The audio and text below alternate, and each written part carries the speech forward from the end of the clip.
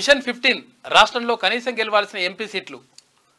ఇక బీఆర్ఎస్ పని అయిపోయింది. ఇక బీజేపీనే టార్గెట్ చేయండి. కాంగ్రెస్లో చేరికలపై దృష్టి పెట్టండి. ఎవరు చేరుతారన్న అభ్యంతరం చెప్పొద్దు.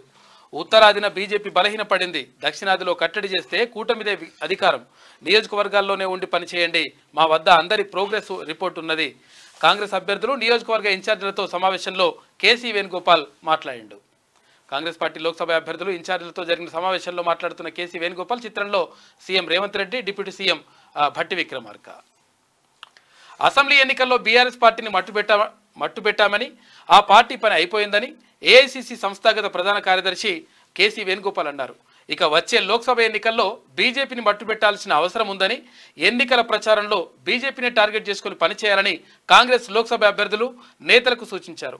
ఎన్నికలు జరిగే వరకు నియోజకవర్గాల్లోనే ఉండి పనిచేయాలని, కాంగ్రెస్లో చేరడానికి వచ్చేవారిని అభ్యంతరం పెట్టకుండా చేర్చుకోవాలని అన్నారు.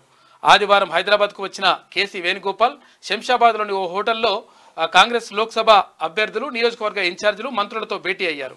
CM Revanth Reddy, deputy CM Bhatti Vikramarka, party రాష్ట్ర వ్యవహారాల ఇన్ఛార్జ్ దీపాదాస్ మున్షి వీళ్ళందరూ కూడా ఈ కార్యక్రమంలో పాల్గొన్నారు.